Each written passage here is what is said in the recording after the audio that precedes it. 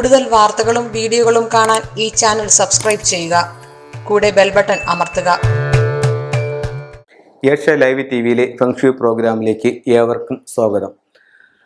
ഇന്ന് നമ്മളൊരു വീട് വയ്ക്കാനായിട്ട് ഒരു വസ്തു കാണുന്നു അല്ലെങ്കിൽ വാങ്ങുന്നു. അപ്പം ചില വസ്തുക്കൾ നമ്മൾ വാങ്ങിക്കുമ്പോഴത്തേക്ക് നമുക്ക് അതിൻ്റെ ഒരു ഘടന പറയുന്നുണ്ട്. അതേ ഇതിൽ തന്നെ നമുക്ക് കിട്ടും. മറ്റു കാര്യങ്ങളൊന്നുമില്ല, നമുക്കതങ്ങ് വാങ്ങിച്ചാൽ മാത്രം മതി, വാങ്ങിച്ച് വീട് പണിഞ്ഞാൽ മതി. പക്ഷേ ചില വീടുകൾ പണിയുമ്പോൾ നമുക്കങ്ങനെ, ചില വസ്തുക്കൾ വാങ്ങിക്കുമ്പോൾ നമുക്കങ്ങനെ കിട്ടില്ല. അങ്ങനെയാണെന്നുണ്ടെങ്കിൽ നമുക്ക് ഇതിനെ എങ്ങനെ കറക്റ്റ് ചെയ്യാം എന്നുള്ളതാണ്. ഇത് വീടല്ല, വസ്തുവാണ്. ഇതിൻ്റെ സൗത്ത്, ഇത് വന്നിട്ട് വടക്ക്, ഇത് പടിഞ്ഞാറ്, ഇത് കിഴക്ക്. ഇത് രണ്ടും കൂടി കൂടിച്ചേരുന്ന മൂല തെക്ക് പടിഞ്ഞാറ്. ഇത് രണ്ടും കൂടി കൂടിച്ചേരുന്ന മൂല വടക്ക് പടിഞ്ഞാറ്. ഇത് രണ്ടും കൂടെ കൂടിച്ചേരുന്ന മൂല വടക്ക് കിഴക്ക്. ഇത് രണ്ടും കൂടെ കൂടിച്ചേരുന്ന മൂല തെക്ക് കിഴക്ക്. ഇതാണൊരു വസ്തു. ഇതിൽ ഓരോ സ്ഥലത്തിൻ്റെയും ഉയര താഴ്ചകൾ എങ്ങനെയാണെന്നുള്ളതാണ്.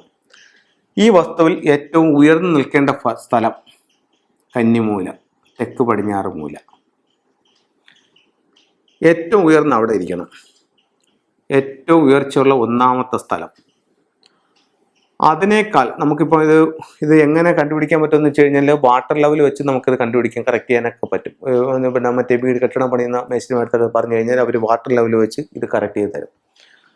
കന്നിമൂല ഉയർന്നു, അതിനേക്കാൾ അല്പം താഴ്ന്നു ആഗ്നേയം, അതായത് അഗ്നിക്കോണ്, അത് രണ്ടാമത്തെ ഹൈറ്റ്. ഏറ്റവും ഉയർന്ന് അവിടെ, അതിനല്പം താഴ്ന്ന് ഇവിടെ. അത് കഴിഞ്ഞിട്ട് ഇവിടെ നിന്ന് വാട്ടർ ലെവൽ പിടിച്ച് ഇതിനേക്കാൾ താന്ന് വായുവ്യം, അതായത് വായുകോണ്, ഇത് 3. അപ്പം ഇവിടെ നിന്ന് പൊങ്ങി അത് നേരെ സ്ലോപ്പായിട്ട് ഇവിടെ കൊണ്ടുവന്ന് തെക്കും പടിഞ്ഞാറും ഉയർന്ന് ഇതിവിടെ ഇങ്ങനെ ഒരു സ്ലോപ്പ് വന്നു. അതായത് ഇവിടെ നിന്ന് ഇങ്ങനെ വരണം, സ്ലോപ്പ് വന്നിട്ട് ഇത് 3-ാം സ്ഥാനം. ഏറ്റവും താഴ്ന്നു വരേണ്ട 4-ാം സ്ഥാനം എന്ന് പറയുന്നത് ഇതാണ്. ഇതിനെ ഈശാന്യം, അതായത് വടക്ക് കിഴക്ക് ഭാഗം, ഈശാന്യം. അപ്പം ഒരു വസ്തുവിൽ ഏറ്റവും ഉയർന്ന് കന്നി, അത് കഴിഞ്ഞ് ആഗ്നേയം, അത് കഴിഞ്ഞ് വായുവ്യം, അത് കഴിഞ്ഞ് ഈശാന്യം. തെക്ക് പടിഞ്ഞാറ്, തെക്ക് കിഴക്ക്, വടക്ക് പടിഞ്ഞാറ്, വടക്ക് കിഴക്ക്, south west, south east, north west, north east. ഈ രീതിയിൽ ഭൂമി വരണം. ഇനി ഇതിൽ നമുക്ക് വീട് വയ്ക്കുകയാണ്. വീട് വയ്ക്കുകയാണെങ്കിൽ ഇതിനെ എങ്ങനെ കണക്കാക്കാം? വീട് വയ്ക്കുമ്പോൾ കണക്കാക്കുന്നതെന്ന് പറഞ്ഞു കഴിഞ്ഞാൽ നമുക്ക് ഏറ്റവും കുറച്ച് മുറ്റം നമ്മൾ എവിടെ കൊടുക്കും? പിന്നെ തെക്ക് വശത്ത് കൊടുക്കും. അപ്പം ഇവിടെ നിന്ന് നമ്മളൊരു ടേപ്പ് പിടിച്ചപ്പോഴത്തേക്ക് ഇവിടെ ഒരു 5 അടിയുണ്ട്. ഇവിടെ നിന്ന് നമ്മളൊരു ടേപ്പ് പിടിച്ചപ്പം ഇതൊരു 7 അടിയുണ്ട്. അപ്പം ഏറ്റവും മുറ്റം കുറച്ച് തെക്ക് വശത്ത് കൊടുത്ത്, അതിനേക്കാൾ മുറ്റം പടിഞ്ഞാറ് കൊടുത്ത്, എന്നിട്ട് ഈ ഒരു പോയിന്റ് കണക്കാക്കി അവിടെ കന്നിക്കുറ്റി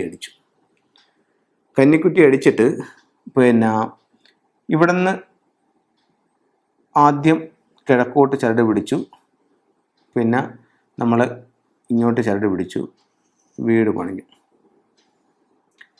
ഇത് ഇത്രയും വീടായപ്പോൾ ഇതിൻ്റെ ഏറ്റവും കുറച്ച് മുറ്റം തെക്ക് വശം 5 അടി. അതിലും 5 അടി എന്ന് പറയുന്നത് ഞാനൊരു ഉദ്ദേശ കണക്കാണ് പറയുന്നത്. അതിൻ്റെ ഈ വ്യത്യാസം മനസ്സിലാക്കാൻ വേണ്ടിയിട്ടാണ് പറയുന്നത്.